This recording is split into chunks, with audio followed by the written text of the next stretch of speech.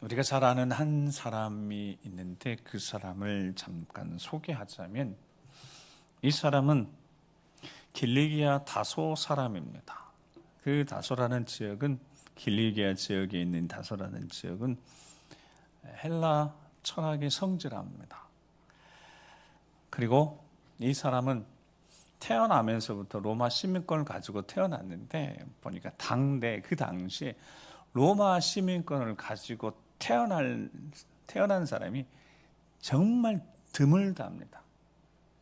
나중에 사도행전에 바울이 로마 황제에게 이제 항소해서 로마로 호송되는 그 과정 속에 재판 때 참부장은 자기는 돈을 많이 들여서 시민권을 샀다고 이야기하면서 바울이 태생부터가 태어날 때부터 로마 시민권을 가졌다는 것에 대해서 깜짝 놀래요. 그러니까 태어날 때부터 로마 시민권을 가지고 태어난 사람은 진짜 드물었대요. 이 사람은 헬라파 유대인입니다. 사도행전에 보면 헬라파 유대인, 히브리파 유대인 나오잖아요. 예루살렘, 이스라엘 땅에서 태어난 유대인이라면 히브리파 유대인일 텐데 헬라파 유대인이에요.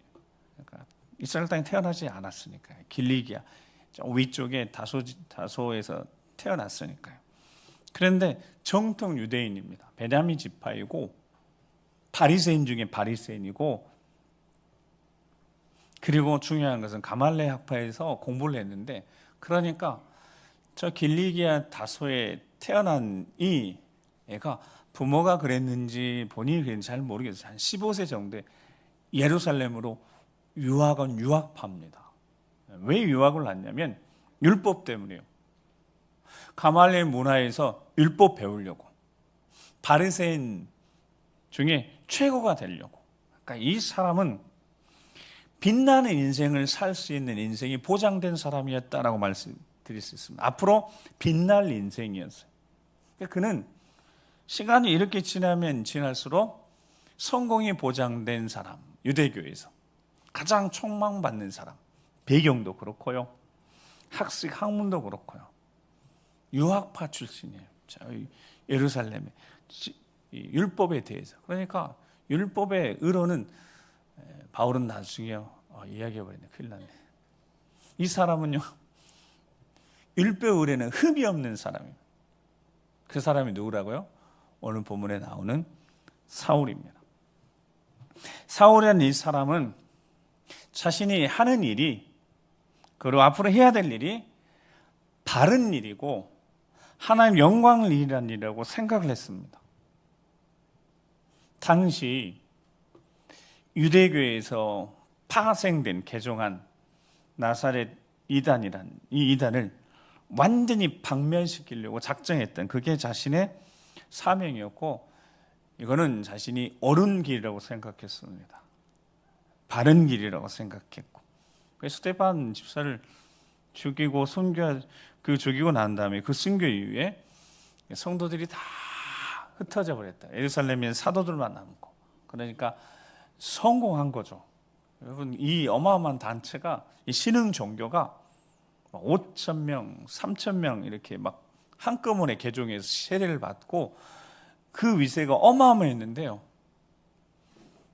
한 사람 순교자 나오면서 다 뿔뿔이 흩어져 버렸으니까 이 사울이라는 사람이 이제 더 주목받게 되어졌습니다. 그런데 이 친구가 그걸로 거기서 멈추지 않습니다. 어떻게 했습니까?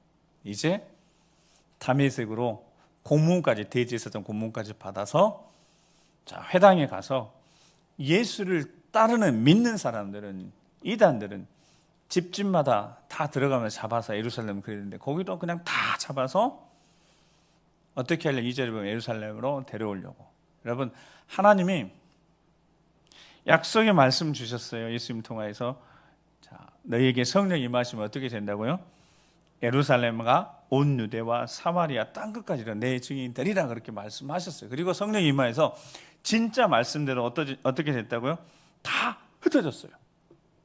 그런데 흩어진 사람들 어떻게 하겠다고요? 다시 잡아서 예루살렘에 다시 가둬놓겠다고. 그러니까 하나님의 일에 정면으로 지금 즉 예수 그리스도, 예수님이 하시고자 한 일들, 성령 하나님 하시고는 일 정면으로 지금 반대하는 일을 하려고 하는 거예요. 자, 근데 알아요, 몰라요? 모르는 거죠. 중요합니다. 바울은 자신이, 이 사울은 자신이 하는 일이 옳은 일이라고 생각했어요. 바른 일이라고 하나님 영광을 위한 일이라고 생각을 했다는 겁니다. 여러분, 우리는 그리스도인으로 우리가 가는 길 옳은 길이라고 여러분 확신하십니까? 우리가 지금 바른 길 가고 있다고 확신하십니까? 우리가 바른 길을 가고 있는지 옳은 길을 가고 있는지 점검을 한번 해보는 시간을 우리 몇 주 전에 가졌었습니다. 그 대표적인 말씀이 뭐였냐면 마태복음 7장 13, 14절에 어떤 길을 가라고요? 좁은 길을 가라. 스스로 선택해서 그랬습니다. 좁은 문이신 예수를 통하여서 이제는 우리가 좁은 길을 스스로 선택하라고. 그러니까 그 좁은 길이 분명히 생명의 길이고 바른 길이고 길과 진리 생명이신 예수님 말씀한 그 생명의 길이고, 자, 좁은 길을 스스로 선택하자고 그랬습니다. 그러면 좁은 길을 스스로 선택하면 분명히 거기에는 희생도 따르고 손해도 따를 수 있습니다. 근데 그게 거룩한 삶이고 하나님 원하시는 삶이라면 가야죠. 스스로 선택해야죠. 보이는 세상의 것이 아니라 영원한 하나님 나라를 소망하면서 이제는 보이는 것 내려놓고 그것 붙들지 않고 누군가가 어려움이 있어서 그것을 흘러보내면서 좁은 길을 가자고 그래서 그것이 바른 길이에요. 진리의 길이고. 그러니까 우리가 좁은 길을 가고 있는지 점검을 해본다면 내가 지금 주 예수 그리스도를 위해서 우리 인생의 주인이신 우리 주님을 위해서 희생하고 있는지 또 손해보고 있는지 그러면서 기꺼이 내 삶을 드리고 있는 시간 물질 점검해보면 그대로 나옵니다. 근데요, 좋은 길을 걷는 그 길, 좁은 길을 선택하는 그 삶이 희생과 분명히 손해가 있고 자기를 희생하는 거니까 어려움이 있을 수 있지만 다시 오늘 말씀을 이렇게 준비하면서 보니까요, 좁은 길을 선택하라고 말씀하시기 전에 하셨던 말씀이 있더라고요.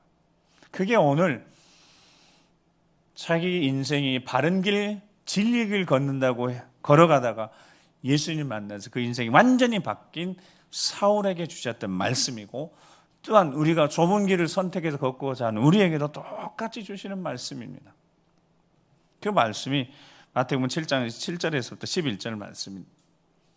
같이 한번 잘하는 말씀이니 같이 한번 읽겠습니다. 시작.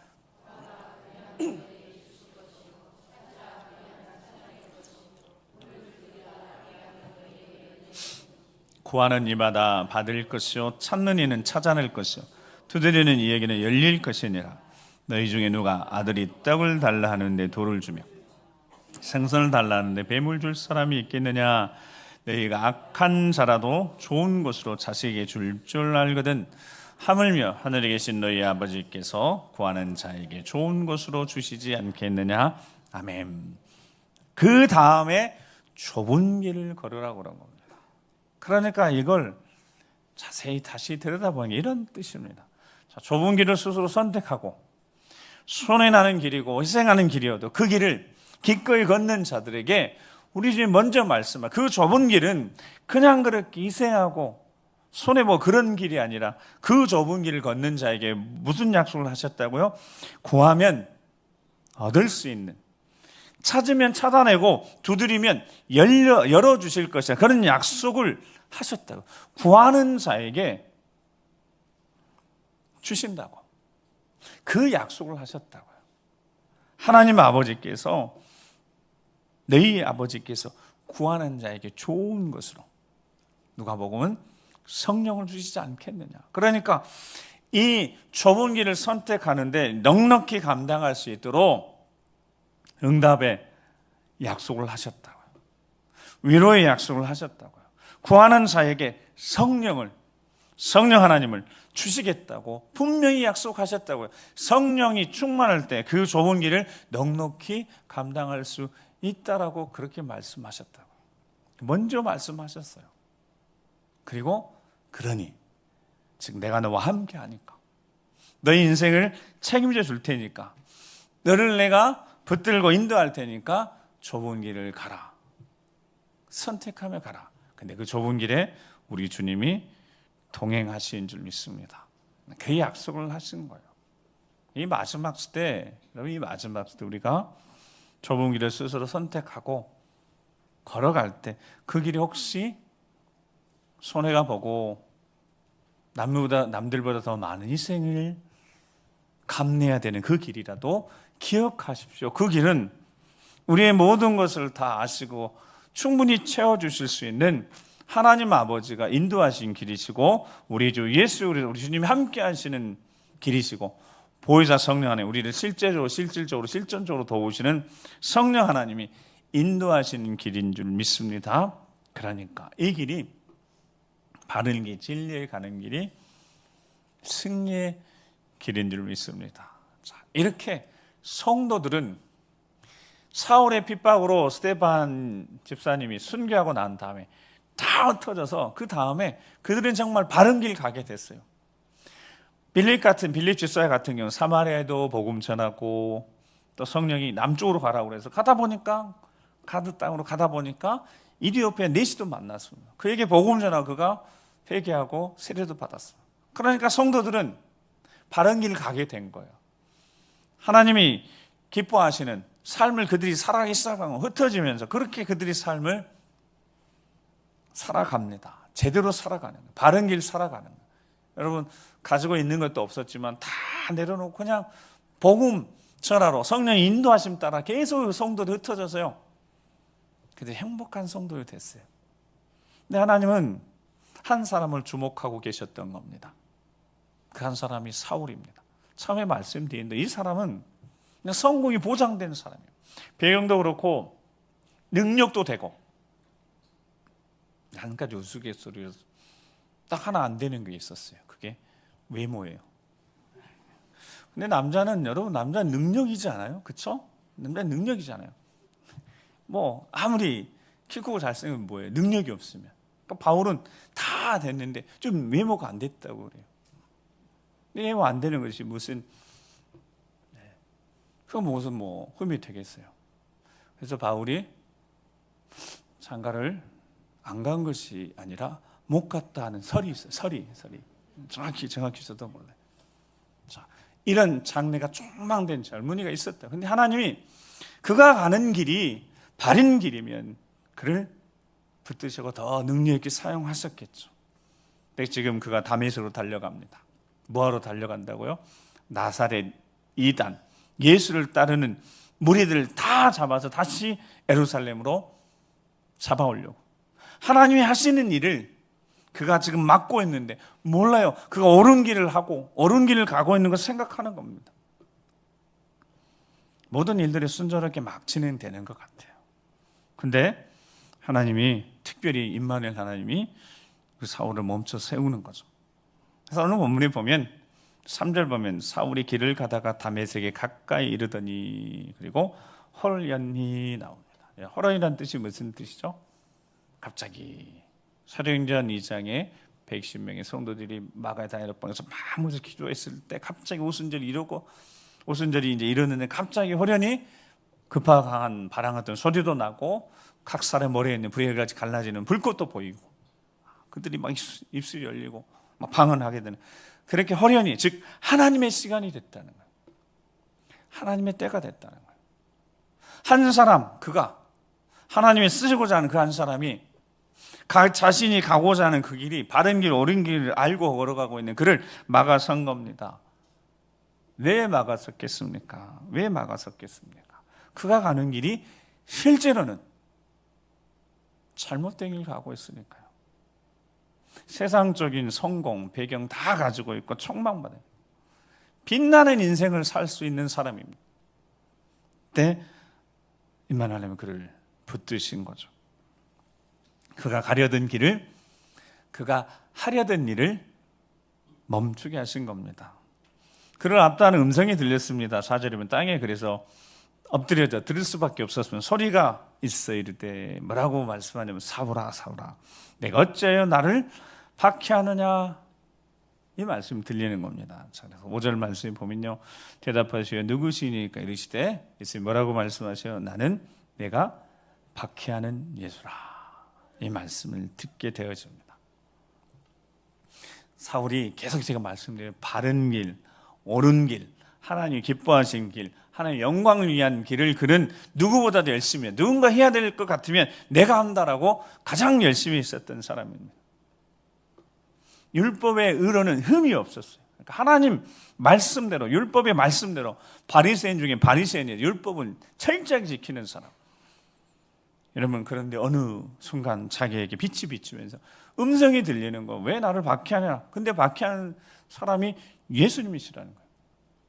여러분, 박해가 무슨 뜻이겠어요? 한마디 악한 일이야.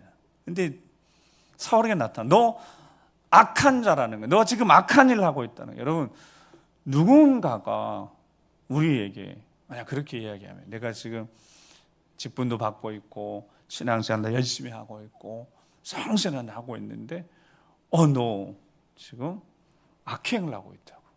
이러면 여러분, 이건 얼마나 충격적인 일이겠어요. 근데 바울이 그렇게 말씀하시는 거예요. 다른 사람의 고통이 주는 일을 하고 있고 핍박하는 일을 하고 있고 잘못된 길을 가고 있다는 거예요. 죄를 범하고 있다는 겁니다.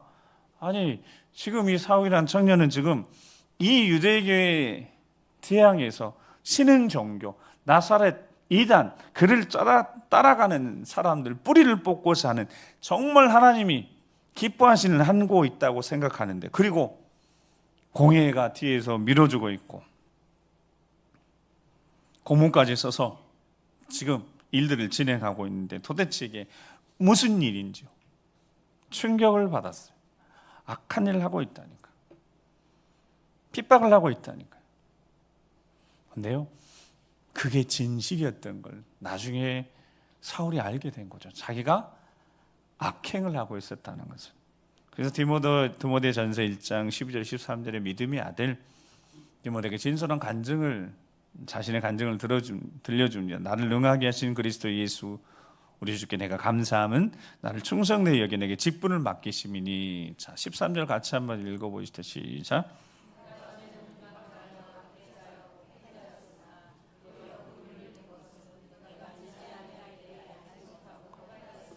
아멘. 자, 이 사울은 나중에 정말 알게 되어졌어요. 빛을 만나고 난 다음에 자신이 제대로 길을 가고 있는 게 아니라 잘못된 길을 가고 있다는 것을 뒤늦게 깨달았습니다. 언제 알게 됐다고요? 빛이 비춰지면서. 그리고 그는 앞을 보지 못하게 되면서 정말 빛을 잃고, 현실적으로 빛을 잃고 길을 잃었는데 그때서야 알게 됐다는 거예요. 눈이 안 보이고 지금 길을 잃어버렸네. 현실적으로는 그렇게 됐는데 3일 동안 보지 못했잖아요. 그런데 정말 빛을 만나고 난 다음에 자신이 어디를 가고 있는지, 자신이 행하고자 하는 일이 무엇인지를 깨닫게 되어요. 자기는 비방하는 사람이었고 박해자였고 폭행자였습니다. 그런 그를 어떻게 하셨다고요? 긍휼히 여겨주셨다고요. 그래서 자신을 만나주셨다고요. 죽어 마땅한 인생을 여러분 비방하고 박해하고 폭행했으면 이건 멸망받아야죠.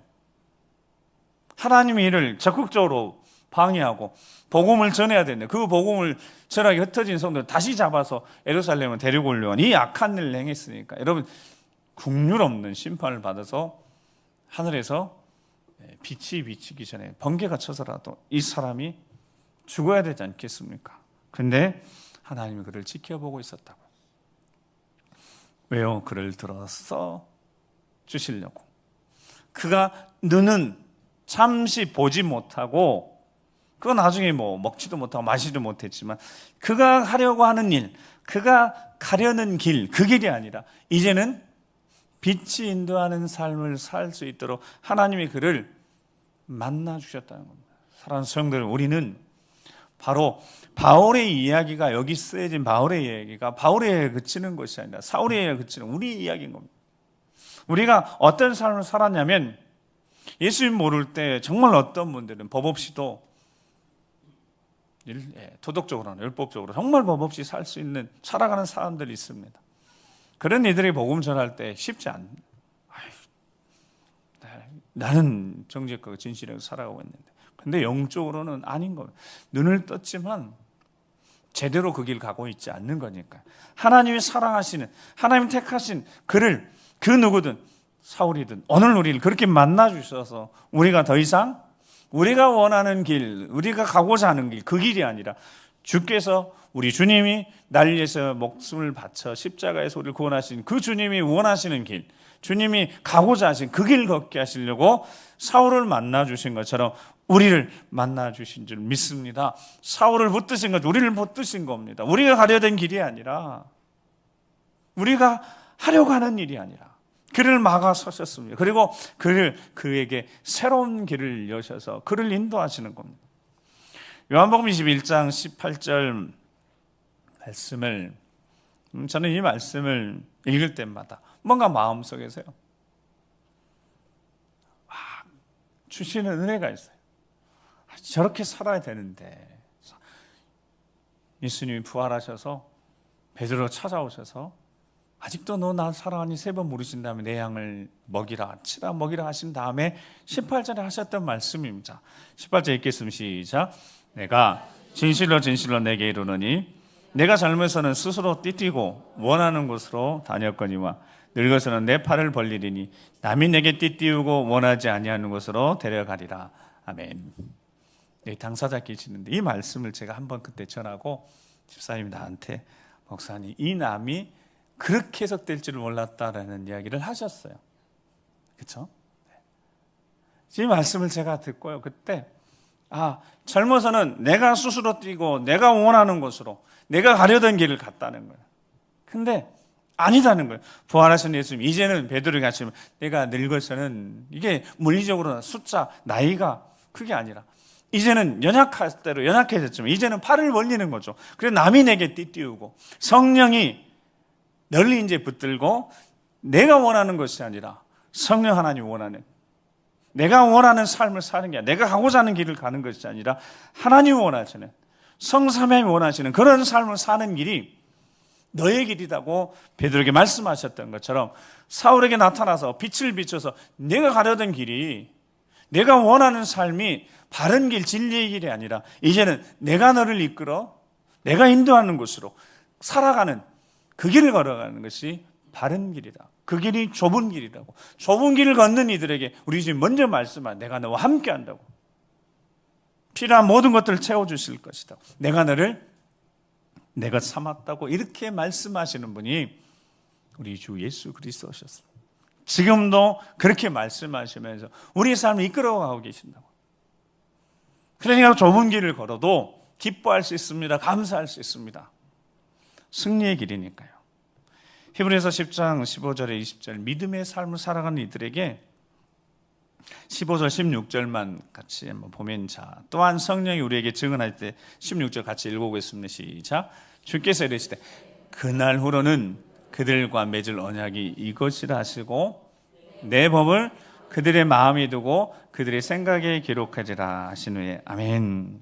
이제는 우리가 원하는 삶, 우리가 바라고 우리가 가려고 우리가 하고자 하는 삶이 아니라 팔을 딱 벌리면 성령이 우리를 사로잡아서 이제 우리 이끌어 가시는 삶을 살게 된다는, 그렇게 삶을 사는 것에 대해서 히브리서는 뭐라고 말씀을, 내 법을 그들의 마음속에 두고 새겨놓고 내 법을 그들의 어디에요? 생각에 기록한 거예요. 생각에. 중요합니다. 마음에 하나님의 법이 있는 거예요. 하나님의 기뻐하시는 삶을 살고자 하는 하나님 마음을 품게 되어지는 그 법이 우리 마음에 있다는 거예요. 마음이 주께로 향하는 거예요. 우리 생각이 계속해서 하나님 기뻐하시는 삶, 어떤 걸 하나님 기뻐하실까? 그거 하나님의 법을 기록해 놨으니까 생각이 계속해서 내가 원하고 내가 바라고 내가 가고자 하는 길이 아니라 주께서 원하는 길이 무엇일까? 주께서 원하는 삶이 무엇일까? 그걸 계속해서 생각할 수 있도록 내 법을 그들의 생각 속에 기록해 놨다는 거예요. 이게 그리스도인입니다. 자동차 타면 제일 먼저 안전벨트를 하고 목적지인지 요즘은 다 내비게이션 입력하잖아요. 그럼 내비게이션은요 집요해요. 어떻게 집요하냐면 우리가 잘못 가면 어떻게 해요?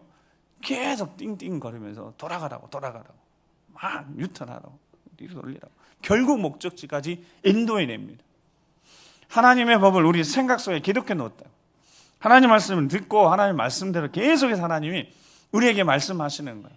잘못 가고 있으면 유턴하라는 거예요. 좌회전하고 우회전하라. 계속해서 언제까지 목적지에 완전히 도착하면 내비게이션에 그 속에 들어있는 아가씨 뭐라고 그래요? 네, 목적지에 도착했습니다. 목적지 도착할 때까지 하나님의 법이 우리 안에 있고 하나님의 법이 우리 생각에 있어서 계속해서 우리를 이끌어 가십니다. 3일 동안 아무것도 보지 못하던 사울에게 하나님이 아나니아 선지자를 보내서 알려줍니다. 너는 내가 택한 나의 그릇이다. 이방인과 인군들과 이스라엘 자손에게 나를 전하기 위해서 내 이름 전하기 위해서 내가 택한 그릇이다고. 그리고 사도행전 9장 16절에 그가 내 이름에 얼마나 고난을 받아야 할 것도 내가 그에게 보리라. 이렇게 말씀하셨어요. 자, 예수 그리스도의 사람들, 그리스도인들은 어떤 사람들이냐? 하나님이 잘못된 길을, 어둠의 길을 걷고 있는 이들을 멈춰 세워서 빛을 비춰서 제대로 걸어가야 될 길을 보여주시면서 그 길을 함께 걷는 자들이 예수 그리스도의 사람들, 주의 것입니다. 그들은 택한 그릇이래요. 택했답니다. 그 택한 그릇, 그가요 사울이요 변해서요. 사도행전 9장 쭉 보면 20절에 보면 즉시로 하나님의 아들임을, 예수님의 하나님의 아들임을 전파하고 22절에 보면 힘을 얻어 예수를 그리스도라 증언합니다. 여러분, 사랑하는 성도님, 말씀 마치면 예수 그리스도 사람들이요 뭐 하는 사람들이냐면 모여서 예배드리고 찬송하고 또 복받고 막 은혜 나누고, 그것도 그렇지만 본질이 예수 그리스도가 하나님의 아들이심을 전하는 자들이어야 되고, 예수님이 그리스도이심을 힘있게 증언하는 자들이 바로 예수님을 닮아가는 자들, 예수 그리스도의 사람입니다. 그들이 좁은 길을 걷는데 걱정하지 말라고, 내가 너와 함께 한다고, 좁은 길을 걸어도 함께 한다고 말씀하시면서 우리 인생길을 걸어가는, 더 이상 어둠이 아닌 빛을 따라 살아가고 빛을 따라 살아가는 하나님의 자녀들임을, 우리 그리스도인님, 자녀들이 그리스도인이다. 귀하게 쓰시려고, 사울을 붙들어 나의 그릇을 귀하게 쓰시려고. 그래서 아들 디모데에게, 믿음의 아들 디모데에게, 디모데전 2장 20절에 큰 집에는 금도 있고 은도 있고 나무 그릇, 질그릇도 있네. 그거 세상적으로는 중요하게 보이는 금그릇, 은그릇, 나무그릇, 질그릇. 그런데 하나예요. 하나입니다. 귀하게 쓰임받는 그릇이 진짜 제대로 쓰임받는 그릇이라고. 여러분, 우리가 세상적으로는 좀 부족해도요, 어리석게 해도 연약해도 괜찮다고요. 주의 손에 귀하게 쓰임받으면 되니까, 귀하게 쓰임받으면 되니까요. 우리는 하나님이 택하신 그릇입니다. 귀하게 쓰시려고 택하셨어요. 그는 우리에게 오늘 우리 인생의 주인 되신 우리 주님 우리에게 말씀하십니다. 내가 너를 사랑하고 내가 너와 영원히 함께 한다고. 그래서 빛을 따라 살아가는 이들이 되라고, 예수 그리스도의 사람이 되라고, 더 이상 어둠의 길을 걷지 말고 참 진리이신 우리 주 예수 그리스도를 따라 성령에 사로잡혀서 제대로 보고 제대로 듣고 제대로 말하고 제대로 믿고 제대로 살아가라고, 승리의 삶을 살아가라고. 오늘 다시 한번 붙드셨으니까 빛을 따라가며 승리하시는 여러분 되시기 바랍니다. 우리 기도하시겠습니다. 단 한 가지 기도만 합니다. 성령으로 충만케 해주시라고, 성령에 사로잡혀 살아가게 해주시라고. 두 팔을 벌릴 테니 나를 붙드시고 내 인생을 붙드시고 내 삶을 붙드시고 우리 가정을 붙드시고 제대로 살아갈 수 있도록 성령에 사로잡혀서 이제 제대로 듣고 제대로 보고 제대로 말하고 제대로 삶을 살아갈 수 있도록 성령에 사로잡혀 성령 충만하여서 성령의 장악하심으로 예수 우리 존귀케 하는 삶을 살아가도록 이 마지막 시대 정말 우리 이끌어 인도해 주셔서 예수 그리스도 그 이름의 능력으로 승리의 삶을 살아 우리가 될 수 있도록 주여 붙들어 주시라고 우리 주여 한번 기도하겠습니다. 주여, 성령에 사로잡혀서 성령의 충만함으로 제대로 보고 제대로 듣고 제대로 알고 제대로 말하고 제대로 믿고 살아갈 수 있도록 승리자로 살아갈 수 있도록 주여 우리를 불쌍히 여겨 주시옵소서. 우리가 걸어가는 어둠의 길, 잘못된 길을 멈춰 세우셔서 바른 길, 진리를 깨닫게 하셔서 예수 그리스도 우리 인생의 주인 되셔서 인도하시니 이끌어 가시니 두 팔 벌려 내 인생을 맡겨드리며 믿음의 가정 맡겨드리며 우리 자녀 인생을 맡겨드리며 믿음의 가정 맡겨드리며 주의 몸된 길을 맡겨드리니 마음껏 붙드시고 사용하여 주시옵소서. 주의 것 되게 하여 주시옵소서. 온전히 주의 것 되게 도와주시옵소서. 주님이 책임져 주시는 그런 승리의 삶을 살아가는 우리 모두가 되어지고 우리 믿음의 가정 교회가 주의 몸된 교회가 될 수 있도록 주여 도와주시옵소서. 거룩하신 아버지 하나님 감사합니다. 성령에 사로잡혀서 이제는 제대로 보고 제대로 듣고 제대로 말하고 제대로 믿고 제대로 승리의 삶을 살아가는 하나님의 자녀를 되게 도와주시옵소서. 두 팔 벌려 우리 삶을 맡겨드리오니 우리 자녀들 맡겨드리오니 우리 가정 맡겨드리오니 주의 몸된 길을 맡겨드리니 주여 권능한 능력의 오른손으로 단단히 붙들어 주셔서 마음껏 사용하여 주시옵소서. 귀히 쓰임받는 그릇 되게 도와주셔서 아버지 영광을 드러내는 축복의 통로로 우리 모두 다 쓰임받을 수 있도록 인도하여 주시옵소서. 성령에 사로잡혀 성령 하나님께 장악되어져서 온전히 승리의 삶을 살아계실 것을 믿고 감사드리며 존귀하신 우리 구 예수 그리스도의 이름으로 축복하며 기도드립니다. 아멘.